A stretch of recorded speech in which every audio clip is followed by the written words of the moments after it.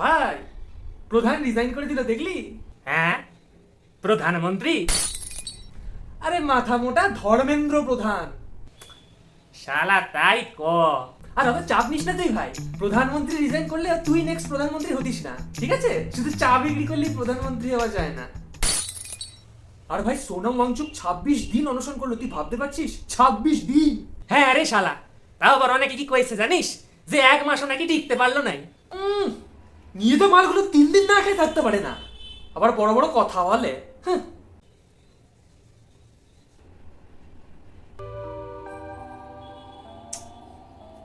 কিরে, ফোন ধরলো না? কারোর সাথে কথা বলতে দেখতে পেলি আমাকে? কাকে ফোন করছিস তুই? র্যাম্বোকে। র্যাম্বোর নাম্বার তোর কাছে কি করে এলো? তোকে তাকে বলেছিলাম, র্যাম্বো আমাদের স্কুলেই পড়তো, তাই ওর নাম্বারটাও আমার ফোনে রয়ে গেছে।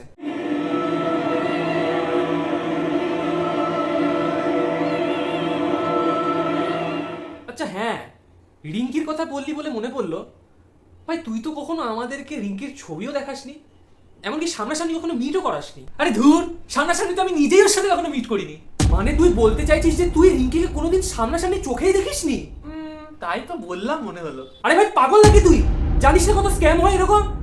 আসল নকল চেনার মুরত নেই, উনি এসছে প্রেম করতে। হ্যাঁ, এ কি বলছিস তুই? এরমও আবার হয়? আচ্ছা ছাড়, ওসব বাদ দে, তুই আমাকে রিঙ্কির একটা ছবি দেখাতো।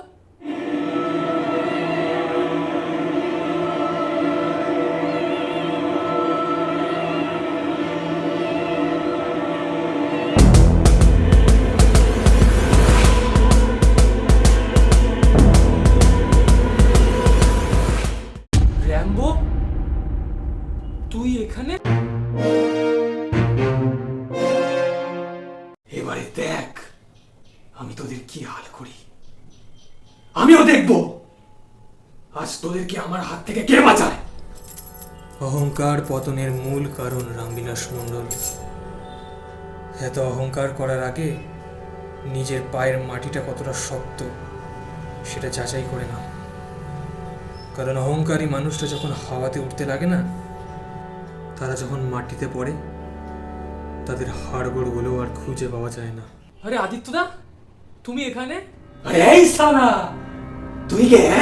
ও নমস্কার, আমি সুদর্শন ডিটেকটিভ এজেন্সির হেড আদিত্য সান্যাল।